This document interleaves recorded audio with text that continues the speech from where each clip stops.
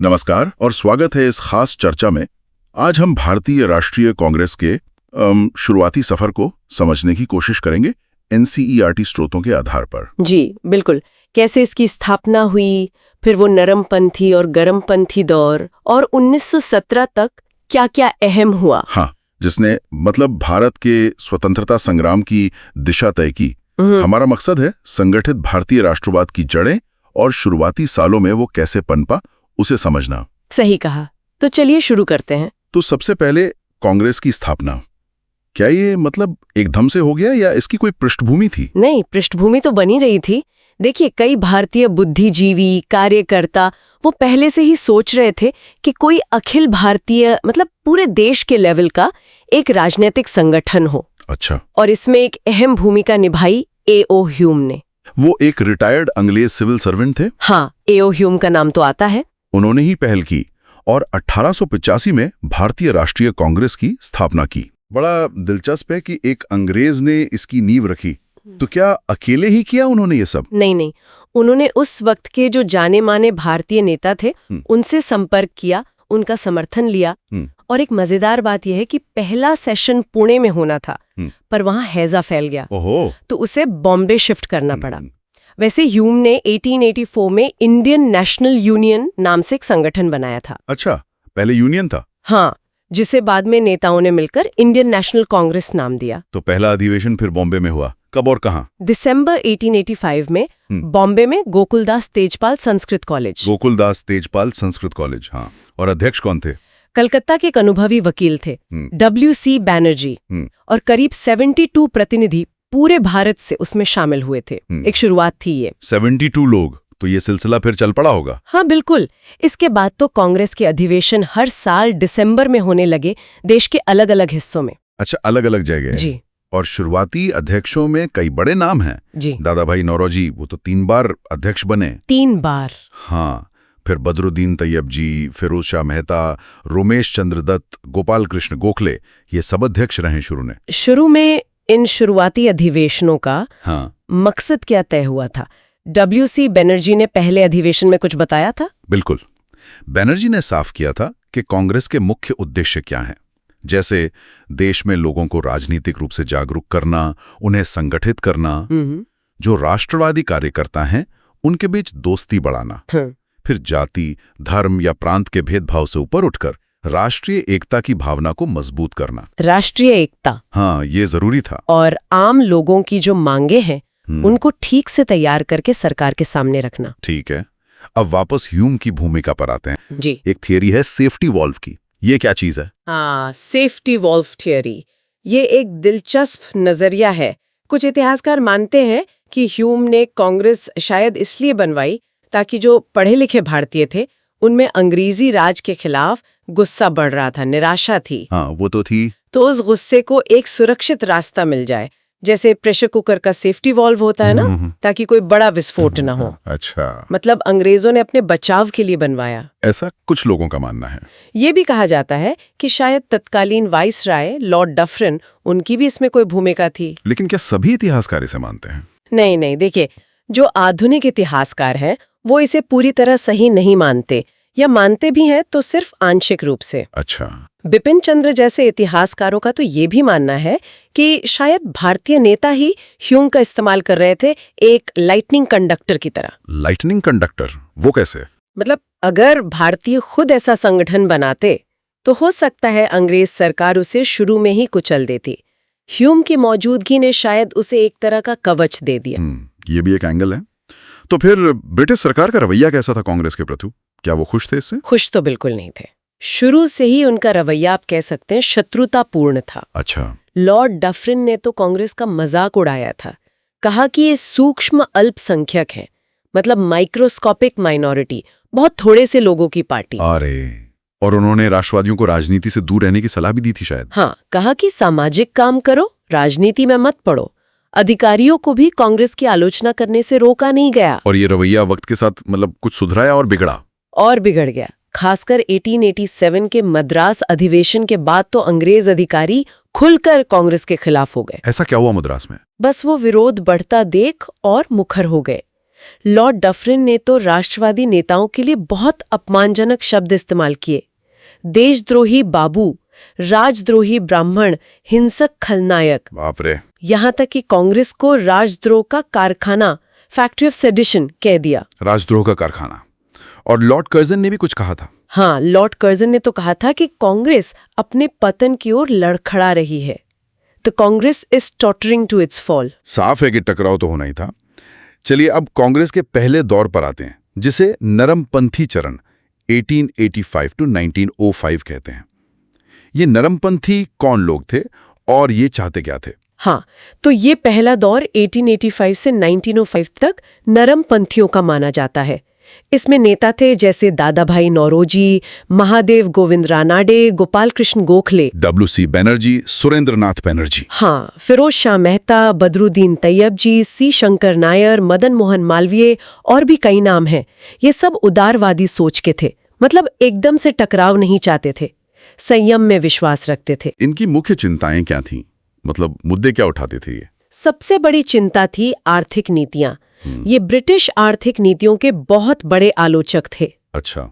इन्होंने ही वो धन के निष्कासन यानी ड्रेन ऑफ वेल्थ का सिद्धांत दिया। बताया कि कैसे भारत का पैसा इंग्लैंड जा रहा है और भारत गरीब हो रहा है। हाँ, दादाभाई नौरोजी ने इस पर बहुत काम किया। बिल्कुल, उन्होंने बढ़ती गरीबी, खेती की बर्बादी, उद्योगों का धीमा विकास, इन सब के लिए ब्रिटिश नीतियों को जिम्मेदार ठहराया और किसानों पर लगान का बोझ कम करने की मांग की।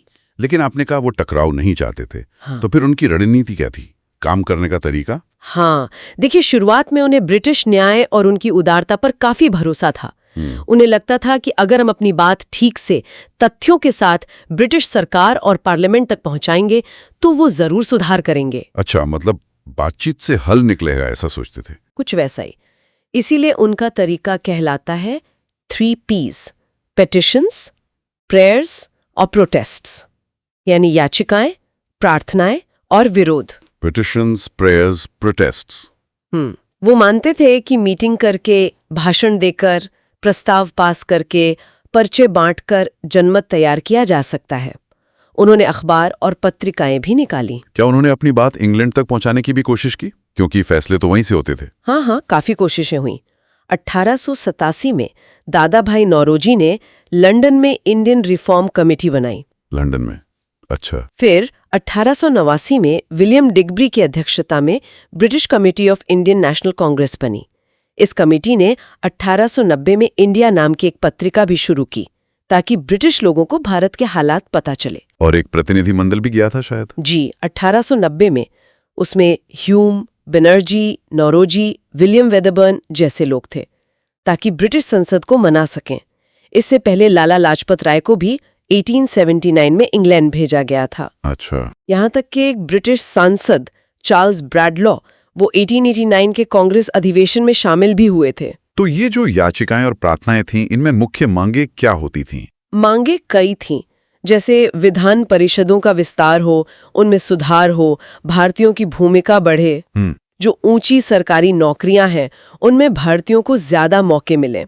इसके लिए वो चाहते थे कि इंडियन सिविल सर्विस ICS की परीक्षा भारत और इंग्लैंड दोनों जगह हो। हाँ, ये बहुत बड़ी मांग थी। बिल्कुल। फिर प्रेस और बोलने की आज़ादी पर जो पाबंदियां थीं उन्हें हटाया जाए, भारतीय प्रशासन की जांच के लिए एक रॉयल कमीशन बने, आर्म्स एक्ट जिससे भारतीयों के हथियार रखने पर रोक थी उसे रद्द किया जाए, नमक कर कम हो और खेती और उद्योगों से जुड़े सुधार हों। तो इन नरमपंथियों का कुल मिलाकर योगदान क्या माना जाता है? क्या वो सफल रहे अपने मांगों में? देखिए, योगदान तो बहुत महत्वपूर्ण था। उन्होंने पहली बार एक अखिल भारतीय राष्ट्रीय चेतना जगाई, लोगों को राजनीतिक रूप से प्रशिक्षित किया। हाँ, ये तो है। लोकतंत्र, स्वतंत्रता, धर्मनिरपेक्षता जैसे विचारों को लोकप्रिय बनाया और सबसे बड़ी बात, ब्रिटिश राज का जो शोषणकारी आर्थिक चरित्र था उसे उजागर किया। इसने आगे के संघर्षों के लिए एक मजबूत नींव रखी। लेकिन आलोचना भी होती है इनकी। हाँ, आलोचना ये होती है कि वो तत्काल कोई बड़े सुधार लाने में सफल नहीं हुए और उनका जो आधार था वो ज्यादातर पढ़े लिखे शहरी अभिजात वर्ग तक ही सीमित था। आम जनता से जुड़ाव उतना नहीं बन पाया था। तो इसी सीमा या कहें कि नरमपंथी तरीकों से जो निराशा हुई उसी के कारण फिर उग्रवाद या गर्मपंथी विचारधारा का उदय हुआ। 1905 के बाद माहौल क्यों बदला एकदम से? बिल्कुल, आप सही कह रहे हैं। इसके कई कारण थे। एक तो यही कि ब्रिटिश सरकार नरमपंथियों की मांगों को लगातार नजरअंदाज कर रही थी। दूसरा, लोगों में ये एहसास बढ़ रहा था कि ब्रिटिश राज में गरीबी और पिछड़ापन कम होने की बजाय बढ़ता ही जा रहा है। ठीक है। तीसरा, अंतर्राष्ट्रीय घटनाओं का भी असर पड़ा। सोचिए 1896 में इथियोपिया जैसे छोटे देश ने इटली को हरा दिया। फिर 1899-1902 का बोअर युद्ध और खासकर 1905 में जब जापान ने रूस जैसी बड़ी ताकत को हराया। हाँ, उसने तो यूरोप की अजेयता का मिथक तोड़ दिया। बिल्कुल, उससे भारतीय राष्ट्रवादियों का आत्मविश्वास बढ़ा। और क्या कारण थे? आयरलैंड, रूस, मिस्र, तुर्की, फारस, चीन, इन देशों में भी राष्ट्रवादी मूवमेंट्स चल रहे थे। उनसे प्रेरणा मिली। भारत में जो पश्चिमीकरण बढ़ रहा था उसके खिलाफ भी एक प्रतिक्रिया थी। और फिर स्वामी विवेकानंद, बंकिम चंद्र चटर्जी, स्वामी दयानंद सरस्वती जैसे विचारकों ने जो बौद्धिक और नैतिक प्रेरणा दी वो भी बहुत अहम थी। और युवाओं में एक नया जोश था। हाँ, युवा पीढ़ी का ब्रिटिश विचारधारा से मोहभंग हो रहा था। उन्हें लग रहा था कि अब अपनी ताकत पर भरोसा करना होगा, याचिकाओं से काम नहीं चलेगा। कुछ खास सरकारी कदमों ने भी गुस्सा बढ़ाया होगा। जरूर, जैसे 1892 का इंडियन काउंसिल एक्ट आया, वो बिल्कुल नाकाफी था। फिर 1897 में चापेकर बंधुओं पर मुकदमा चला, तिलक पर राजद्रोह का आरोप लगा। हाँ, चापेकर बंधु वाला केस। 1898 में सरकार ने आईपीसी की धारा 124A और 150A जैसे दमनकारी कानून बना दिए। 1899 में कलकत्ता कॉरपोरेशन एक्ट से भारतीय सदस्यों की संख्या घटा दी। अच्छा। 1904 का ऑफिशियल सीक्रेट्स एक्ट और 1904 का ही इंडियन यूनिवर्सिटीज एक्ट, जिसने विश्वविद्यालयों पर सरकारी नियंत्रण बढ़ाया। इन सब ने माहौल को और गर्मा दिया। तो ये गर्मपंथी नेता कौन थे मुख्य रूप से? नरमपंथियों से ये कैसे अलग थे? प्रमुख गर्मपंथी नेताओं में 3 नाम तो बहुत मशहूर हैं। लाला लाजपत राय, बाल गंगाधर तिलक और बिपिन चंद्र पाल, लाल बाल पाल। हाँ, लाल बाल पाल। इनके साथ श्री अरविंदो घोष भी थे। तिलक, जिन्हें लोकमान्य कहा गया, वो बहुत मजबूत राष्ट्रवादी थे। उन्होंने केसरी, मराठी और मराठा अंग्रेजी अखबार निकाले। गणपति और शिवाजी उत्सव भी शुरू किए उन्होंने। हाँ, 1893 में गणपति उत्सव और 1895 में शिवाजी उत्सव। मकसद था लोगों को संगठित करना और उनमें राष्ट्रीय भावना जगाना। उनका नारा तो अमर है, स्वराज मेरा जन्मसिद्ध अधिकार है और मैं इसे लेकर रहूंगा। बिल्कुल। उन्हें जेल भी हुई थी। जी, 1908 से 1914 तक मांडले बर्मा जेल में रहे। वहीं उन्होंने गीता रहस्य लिखी। और लाला लाजपत राय पंजाब केसरी। हाँ, वो आर्य समाजी थे। लाहौर में उन्होंने नेशनल स्कूल खोला। पंजाब नेशनल बैंक के संस्थापकों में से एक थे। 1920 में वो AITUC यानी all India trade union Congress के अध्यक्ष भी बने। उनकी मृत्यु साइमन कमीशन के विरोध में हुई थी। जी, लाठीचार्ज में बुरी तरह घायल हो गए थे और फिर उनकी मृत्यु हो गई। और बिपिन चंद्र पाल? वो ब्रह्म समाजी थे। उन्होंने न्यू इंडिया नाम का साप्ताहिक निकाला। स्वदेशी आंदोलन के दौरान उन्होंने मद्रास का दौरा किया और वहां काफी प्रभावशाली भाषण दिए। अरविंदो घोष का भी नाम लिया आपने। वो तो ICS पास थे। हाँ, पास तो कर ली थी, लेकिन घुड़सवारी की परीक्षा में फेल हो गए। फिर बड़ौदा कॉलेज में पढ़ाया। वंदे मातरम अखबार के संपादक रहे। अलीपुर बम कांड में उनका नाम आया। हाँ, वो केस काफी चला था। चितरंजन दास ने उनका बचाव किया और वो बरी हो गए। लेकिन उसके बाद वो सक्रिय राजनीति छोड़कर पौंडीचेरी चले गए, योग और अध्यात्म में लग गए। इनके अलावा और भी नेता थे गर्मपंथी विचारधारा के? हाँ, कई थे। दक्षिण से चक्रवर्ती विजय राघवाचार्य, चिदम्बरम पिल्लई थे। बंगाल से अश्विनी कुमार दत्ता, राजनारायण बोस। महाराष्ट्र से विष्णु शास्त्री चिपलूनकर, आंध्र से T प्रकाशम। बहुत लोग थे। और इनके तरीके क्या थे? क्या ये भी याचिकाएं देते थे? नहीं, इनके तरीके अलग थे। इन्होंने निष्क्रिय प्रतिरोध, पैसिव रेजिस्टेंस की बात की। निष्क्रिय प्रतिरोध मतलब ब्रिटिश सरकार के साथ असहयोग करना, सरकारी नौकरियां छोड़ना, अदालतें, स्कूल, कॉलेज इनका बहिष्कार करना। अच्छा, बॉयकॉट। हाँ, और साथ में स्वदेशी को बढ़ावा देना, अपने देश में बनी चीजें इस्तेमाल करना और विदेशी सामानों का बहिष्कार करना। ये इनके मुख्य हथियार थे। और इसी गर्मपंथी दौर की शायद सबसे बड़ी घटना थी बंगाल का विभाजन 1905 में। बिल्कुल, ये एक टर्निंग पॉइंट था। लॉर्ड कर्जन ने इसका ऐलान किया और 16 अक्टूबर 1905 को ये लागू हो गया। सरकार ने कारण क्या बताया था? सरकारी कारण तो ये बताया गया कि बंगाल बहुत बड़ा प्रांत है, प्रशासन चलाने में मुश्किल होती है, एडमिनिस्ट्रेटिव कन्वीनियंस। लेकिन क्या असली कारण यही था? नहीं, बिल्कुल नहीं। असली मकसद था बंगाल में जो राष्ट्रवाद तेजी से पनप रहा था उसे कमजोर करना, खासकर हिंदू मुस्लिम एकता को तोड़ना। ये अंग्रेजों की फूट डालो और राज करो की नीति का हिस्सा था। उन्होंने बांटा कैसे? उन्होंने मुस्लिम बहुल पूर्वी बंगाल, जिसकी राजधानी ढाका बनाई गई, उसको हिंदू बहुल पश्चिमी बंगाल से अलग कर दिया। अच्छा, अंग्रेजों ने पहले भी कोशिश की थी शायद सर सैयद अहमद खान जैसे लोगों को कांग्रेस के खिलाफ खड़ा करने की? हाँ, की थी। बनारस के राजा शिव प्रसाद भी थे, पर तब वो विभाजन नहीं करा पाए थे। लेकिन विभाजन ने सांप्रदायिक राजनीति के लिए जमीन तैयार कर दी। और इसी विभाजन के विरोध में फिर शुरू हुआ स्वदेशी और बहिष्कार आंदोलन। एग्जैक्टली 7 अक्टूबर 1905 को कलकत्ता टाउन हॉल में इसकी औपचारिक घोषणा हुई। और 16 अक्टूबर, जिस दिन विभाजन लागू हुआ, उस दिन को पूरे बंगाल में शोक दिवस के रूप में मनाया गया। लोगों ने उपवास रखा, गंगा में स्नान किया, सड़कों पर वंदे मातरम गाते हुए जुलूस निकले। ये गीत तो आंदोलन का थीम सॉन्ग बन गया। हाँ, वंदे मातरम।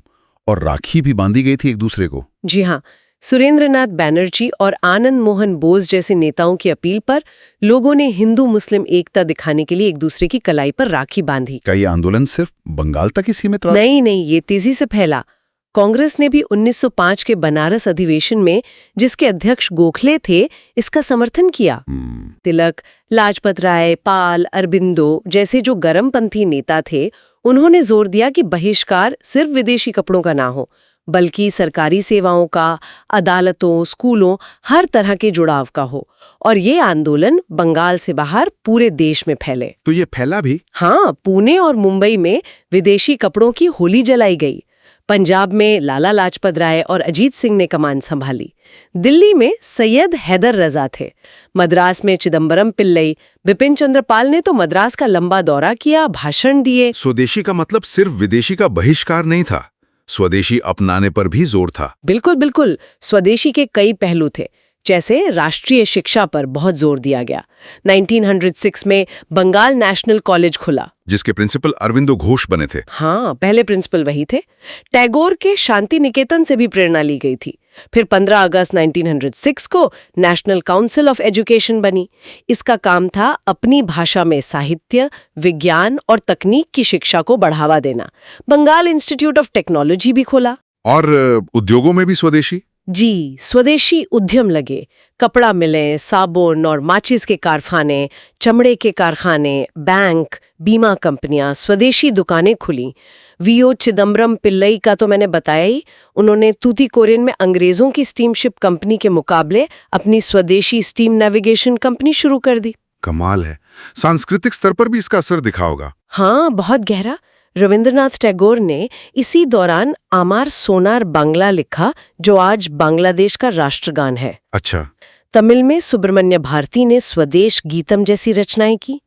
तिलक ने गणपति और शिवाजी उत्सवों का इस्तेमाल लोगों को जोड़ने और देशभक्ति जगाने के लिए किया। इस आंदोलन में कौन लोग शामिल हुए और क्या इसकी कुछ सीमाएं भी रही? देखिए, इसमें छात्रों ने, महिलाओं ने, शहरों और गांवों के निम्न मध्यम वर्ग ने बहुत बढ़ चढ़कर हिस्सा लिया। बंगाल, पंजाब और तमिलनाडु में मजदूर संघों ने भी हड़तालें की। लेकिन सीमाएं ये थीं कि मुसलमानों की भागीदारी उतनी नहीं रही जितनी उम्मीद थी। ढाका के नवाब सलीमुल्लाह जैसे कुछ बड़े नेताओं ने तो विभाजन का समर्थन किया था। किसानों की भागीदारी भी बहुत बड़े पैमाने पर नहीं हो पाई। और ब्रिटिश सरकार का रवैया बहुत कठोर, दमन का रास्ता अपनाया। छात्रों की भागीदारी रोकने के लिए कार्लाइल सर्कुलर 22 अक्टूबर 1905 निकाला गया। नेताओं को गिरफ्तार किया गया, देश निकाला दिया गया। तिलक को मांडले भेजा गया। हाँ, 1908 में अरविंदो और पाल सक्रिय राजनीति से हट गए। बारिसाल कॉन्फ्रेंस दिसंबर 1908 में नेताओं पर पुलिस ने लाठियां बरसाईं। कृष्ण कुमार मित्रा, अश्विनी कुमार दत्ता जैसे नेताओं को निर्वासित कर दिया गया। पंजाब से लाला लाजपत राय और अजीत सिंह को 1907 में निर्वासित किया गया। तो आंदोलन कमजोर पड़ गया। हाँ, आंदोलन कोई मजबूत संगठनिक ढांचा नहीं बना पाया। फिर 1907 में कांग्रेस खुद बट गई सूरत में। इन सब वजहों से 1908 आते आते आंदोलन काफी हद तक ठंडा पड़ गया, लेकिन इसने भविष्य के आंदोलनों पर बहुत गहरा असर छोड़ा। आपने कांग्रेस के बंटवारे का जिक्र किया जी। कि इसी बीच 1906 में मुस्लिम लीग भी बन गई थी। जी हाँ, स्वदेशी आंदोलन की सफलता देखकर अंग्रेजों ने अपनी फूट डालो और राज करो की नीति को और तेज कर दिया। कुछ मुस्लिम नेताओं को भी लगा कि उन्हें अपने राजनीतिक हितों की रक्षा के लिए एक अलग संगठन बनाना चाहिए। आगा खां का नाम आता है इसमें? हाँ, आगा खां के नेतृत्व में एक प्रतिनिधिमंडल वाइसराय लॉर्ड मिंटो से शिमला में मिला। ये तारीख थी 1 अक्टूबर 1906 और उन्होंने मुसलमानों के लिए अलग निर्वाचक मंडल सेपरेट इलेक्टोरेट्स की मांग की। और लीग बनी कब? दिसंबर 1906 में ढाका में। इसके मुख्य नेता थे आगा खां, ढाका के नवाब सलीमुल्लाह, नवाब मोहसिन उल मुल्क, वकार उल मुल्क, मुश्ताक हुसैन। लीग का रुख क्या था? लीग ने बंगाल विभाजन का समर्थन किया और स्वदेशी आंदोलन का विरोध किया। उनका घोषित उद्देश्य था मुसलमानों के राजनीतिक अधिकारों की रक्षा करना, ब्रिटिश सरकार के प्रति वफादारी को बढ़ावा देना और शुरुआत में दूसरे समुदायों के प्रति शत्रुता को रोकना। और फिर आया 1907 का सूरत अधिवेशन, जहां कांग्रेस में फूट पड़ गई, नरमपंथी और गरमपंथी अलग हो गए। बिल्कुल, सूरत स्प्लिट ये मतभेदों का चरम बिंदु था। आंदोलन कैसे चले, बहिष्कार कितना फैले, स्वदेशी का विस्तार कहाँ तक हो, इन सब बातों पर झगड़ा था। अध्यक्ष पद को लेकर भी विवाद था शायद। हाँ, वो भी था। गरमपंथी चाहते थे तिलक या लाजपत राय अध्यक्ष बने। नरमपंथियों ने रास बिहारी घोष का नाम आगे किया। अधिवेशन में हंगामा हुआ और आखिर में गरमपंथियों को कांग्रेस से निकाल दिया गया। इस फूट को असर क्या हुआ राष्ट्रीय आंदोलन पर? बहुत बुरा असर हुआ। कांग्रेस कमजोर हो गई। अंग्रेजों को मौका मिल गया गरमपंथियों का दमन करने का। तिलक जेल चले गए। अरबिंदो घोष और बिपिन चंद्र पाल सक्रिय राजनीति से हट गए। लाला लाजपत राय भारत से बाहर चले गए। और नरमपंथियों का क्या हुआ? कांग्रेस पर उनका नियंत्रण तो हो गया, जैसे गोखले और फिरोज शाह मेहता का, लेकिन वो अपना लोकप्रिय आधार खो बैठे। कुल मिलाकर राष्ट्रीय आंदोलन को एक बड़ा झटका लगा। इसी माहौल में 1909 में मॉर्ले मिंटो सुधार लाए गए। हाँ, इंडियन काउंसिल एक्ट 1909। वाइसराय थे लॉर्ड मिंटो और भारत सचिव थे जॉन मॉर्ले। इनका मकसद क्या था? मकसद दोहरा था। एक तो नरमपंथियों को थोड़ा शांत करना, दिखाना कि हम कुछ सुधार कर रहे हैं। दूसरा, हिंदू मुस्लिम विभाजन को और गहरा करना। वो कैसे? इसकी सबसे मुख्य और विवादित बात थी मुसलमानों के लिए अलग निर्वाचक मंडल, सेपरेट इलेक्टोरेट्स की व्यवस्था करना। मतलब कुछ सीटें ऐसी होंगी जहां सिर्फ मुस्लिम उम्मीदवार खड़े होंगे और वोटर भी सिर्फ मुस्लिम होंगे। इसने तो सांप्रदायिकता को संस्थागत बना दिया। बिल्कुल, इसने भविष्य के लिए बहुत खतरनाक बीज बो दिए। और वैसे भी ये सुधार राष्ट्रवादियों की स्वशासन की मांग को पूरा करने में बिल्कुल विफल रहे। तो जब नरमपंथी और गरमपंथी दोनों के रास्ते एक तरह से बंद दिखने लगे, तब क्या क्रांतिकारी गतिविधियां और तेज हुई? हाँ, कह सकते हैं। क्रांतिकारी राष्ट्रवाद का जो पहला चरण था, लगभग 1907 से 1917 तक, वो इसी पृष्ठभूमि में उभरा। कारण क्या थे इसके पीछे? वही नरमपंथी तरीकों की विफलता और गरमपंथियों का दमन। इससे युवाओं में बहुत निराशा थी। उन्हें लगा कि अब सीधी कार्रवाई करनी होगी। उन्हें रूस के शून्यवादी और आयरलैंड के राष्ट्रवादियों से भी प्रेरणा मिली। इनके तरीके क्या होते थे? इनके तरीके थे व्यक्तिगत वीरता वाले काम, जैसे जो अंग्रेज अधिकारी बहुत अलोकप्रिय थे या जो भारतीय गद्दार या मुखबिर थे, उनकी हत्या करना। अच्छा। पैसा जुटाने के लिए सरकारी खजाना लूटना, जिसे वो स्वदेशी डकैती कहते थे। और पहले विश्व युद्ध के दौरान अंग्रेजों के जो दुश्मन देश थे, उनकी मदद से सैन्य षड्यंत्र रचना, विद्रोह करना। ये गतिविधियां कहाँ-कहाँ फैली हुई थी? कई केंद्र थे इनके। बंगाल में बहुत सक्रिय थे। अनुशीलन समिति 1902 बनी, जिसके नेता थे प्रमोद मित्र, जतीन्द्र नाथ बैनर्जी, बरिंद्र कुमार घोष, भूपेंद्र नाथ दत्ता। फिर 1906 में इसी का एक अंदरूनी ग्रुप बना, युगांतर। इन्होंने कुछ हमले वगैरह किए? बंगाल के लेफ्टिनेंट गवर्नर फुलर पर हमला किया। सर एंड्रू फ्रेजर की ट्रेन को पटरी से उतारने की कोशिश की।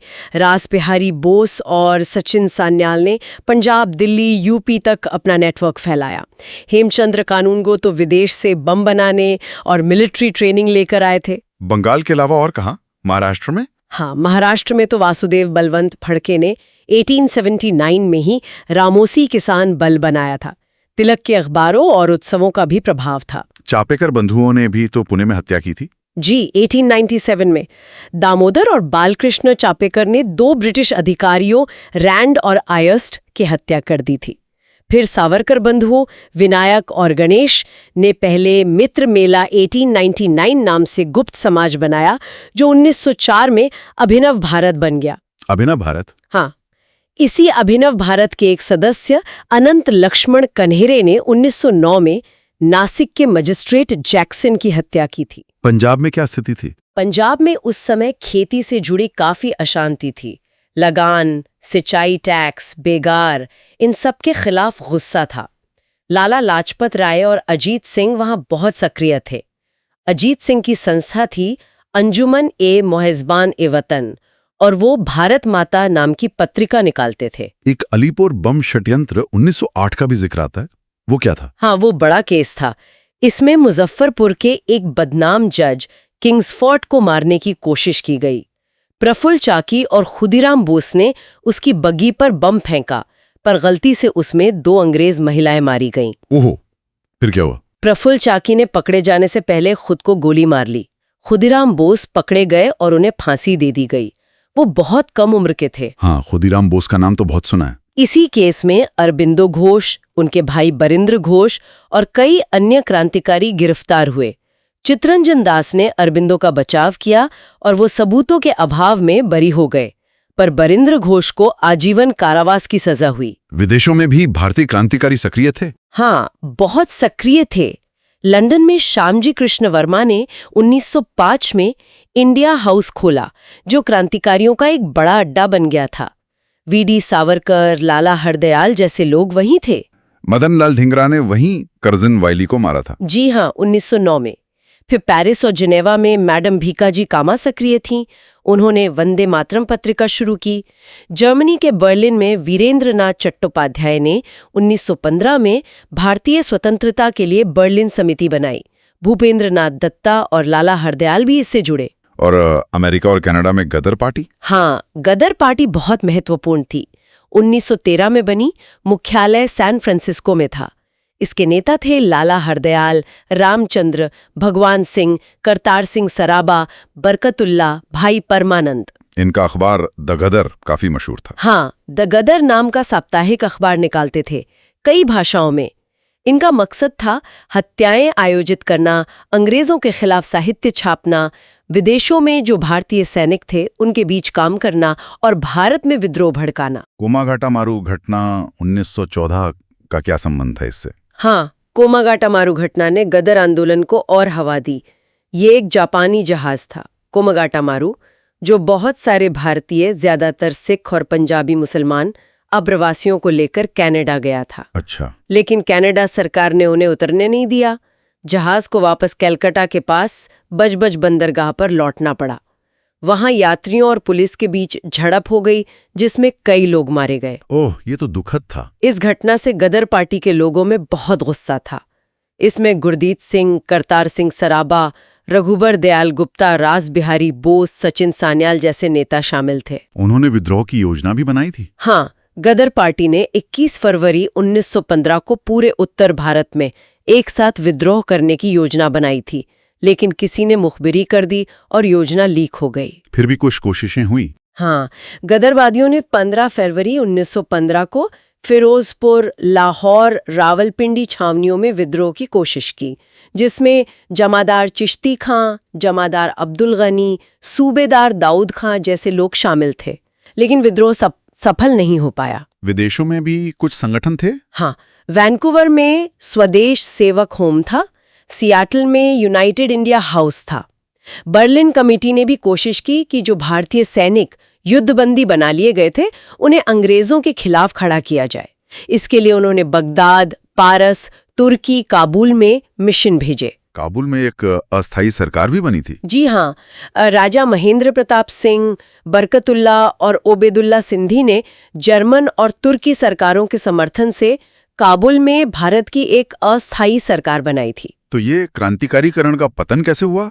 सरकार ने डिफेंस ऑफ इंडिया रूल्स के तहत बहुत सख्ती की। युद्ध खत्म होने पर कई कैदी रिहा हुए। फिर मॉन्टेग्यू की अगस्त 1917 की घोषणा आई और सबसे बड़ा बदलाव था गांधी जी का भारतीय राजनीति में आगमन। इन सब वजहों से ये पहला चरण धीमा पड़ गया। इस बीच 1911 में एक दिल्ली दरबार भी हुआ था, काफी धूमधाम हुई थी शायद। हाँ, ये पहला तीसरा दिल्ली दरबार था। पहले 1877 में लॉर्ड लिटन ने किया था, फिर 1903 में लॉर्ड कर्जन ने। ये ब्रिटिश सम्राट या सम्राज्ञी के राज्यारोहण को चिन्हित करने के लिए शाही सभाएं होती थी। 1911 वाला किसके लिए था? ये किंग जॉर्ज पंचम और क्वीन मैरी ऑफ टेक के राज्यारोहण की घोषणा के लिए था। इसे थॉमस हेनरी थॉर्नटन ने आयोजित किया था। भारत सचिव, अर्ल ऑफ क्रू और सभी रियासतों के राजा महाराजा शामिल हुए थे। इसका महत्व क्या था? एक तरह से ये ईस्ट इंडिया कंपनी से क्राउन को सत्ता के हस्तांतरण का प्रतीक था और इसमें 2 बड़ी घोषणाएं हुई। हाँ, वो क्या थी? पहली, बंगाल का विभाजन रद्द कर दिया गया। अच्छा, 1905 वाला विभाजन रद्द हो गया। हाँ, और दूसरी, भारत की राजधानी को कलकत्ता से दिल्ली स्थानांतरित करने का फैसला हुआ। दिल्ली राजधानी बनी 1911 में, ठीक है। फिर 1914 में पहला विश्व युद्ध शुरू हो गया। इसमें ब्रिटेन भी शामिल था।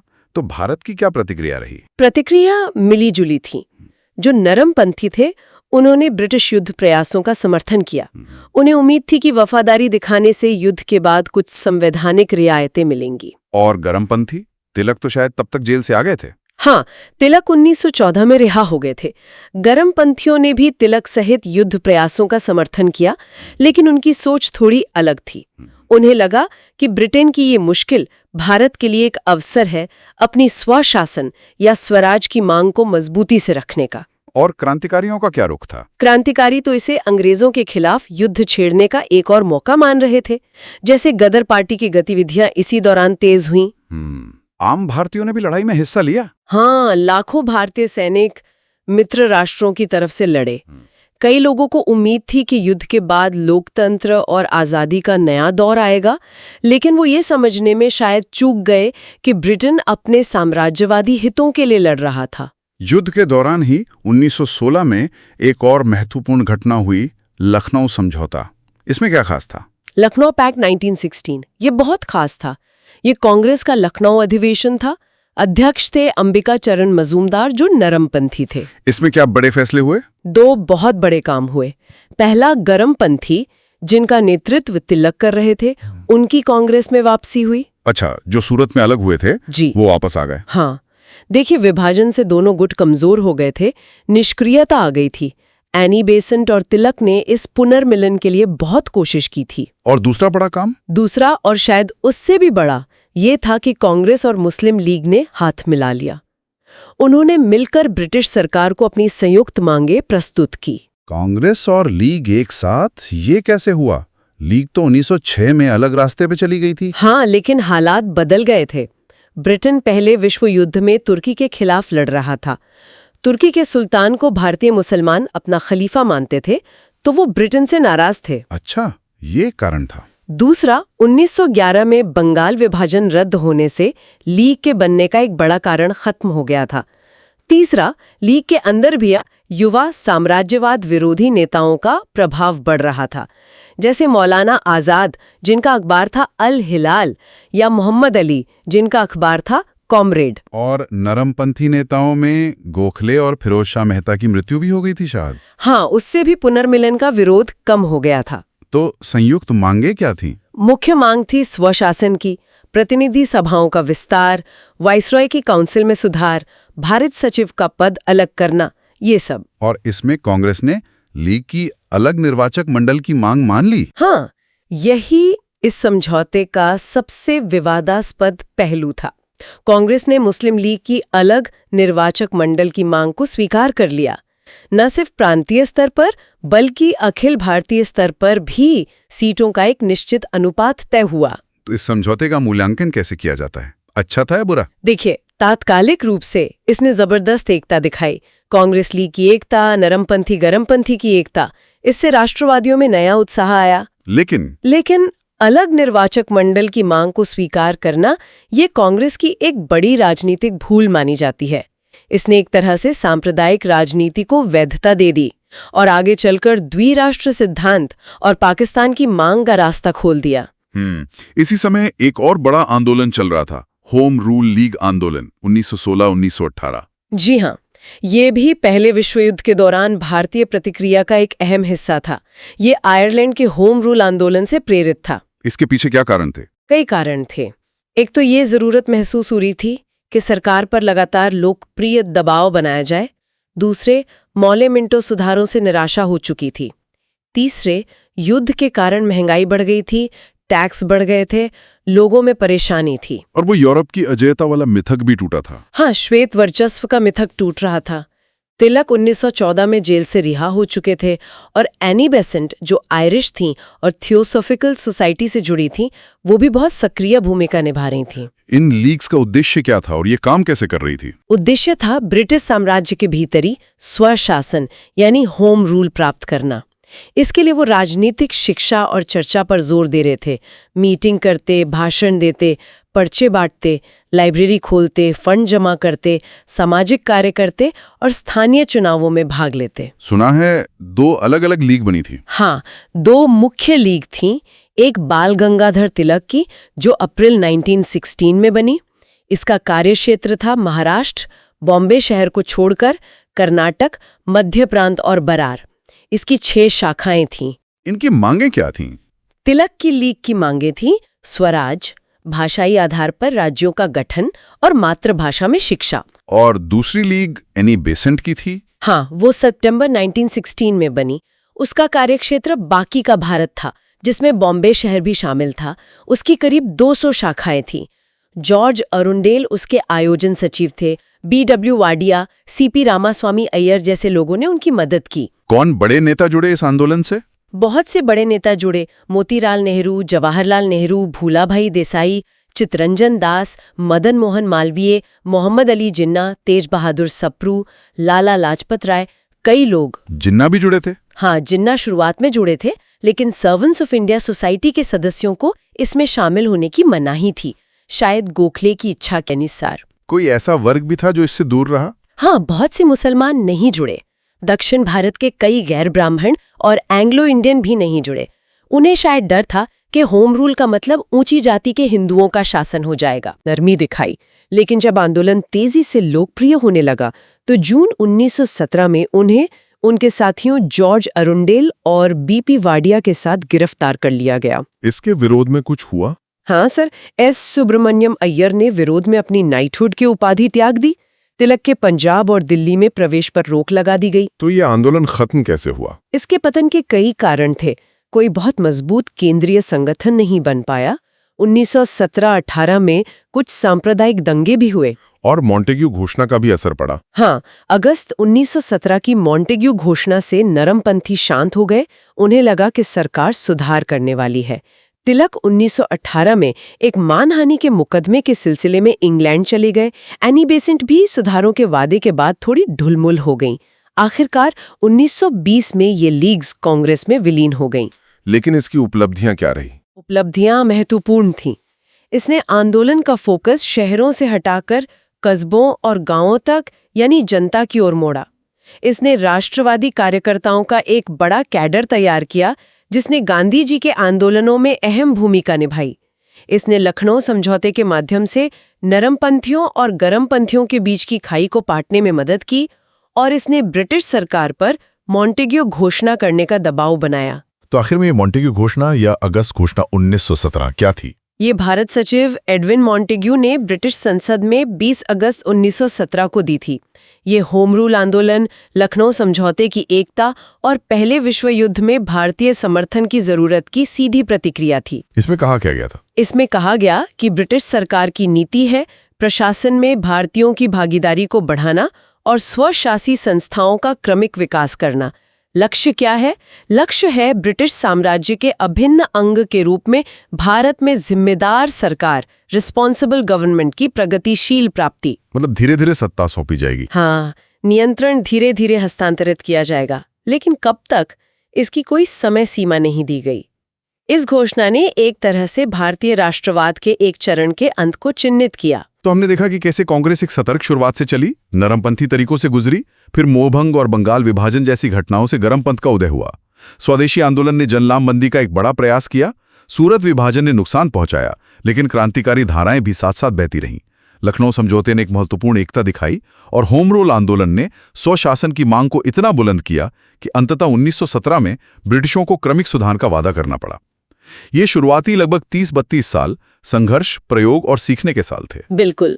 और यहाँ एक अंतिम विचारणीय प्रश्न ये उठता है कि इस शुरुआती दौर की जो रणनीतियां थीं, चाहे वो नरमपंथियों की याचिकाएं हों या गर्मपंथियों का बहिष्कार और निष्क्रिय प्रतिरोध, उन्होंने भविष्य के गांधीवादी जन आंदोलनों के लिए किस तरह की जमीन तैयार की और कहाँ इन रणनीतियों की सीमाएं स्पष्ट हो गईं, ये सोचना जरूरी है। अगर आपको ये चर्चा पसंद आई या इसने आपकी परीक्षा की तैयारी में मदद की तो कृपया इसे लाइक करें, अपने दोस्तों के साथ शेयर करें, स्क्रीन पर दिए गए स्कैनर पर हमें सपोर्ट करें और ऐसे ही और ज्ञानवर्धक चर्चाओं के लिए परीक्षा स्टडी वॉल्ट को सब्सक्राइब करें। साथ ही संपूर्ण आधुनिक इतिहास पाठ्यक्रम के लिए आधुनिक इतिहास की प्लेलिस्ट देखना न भूलें।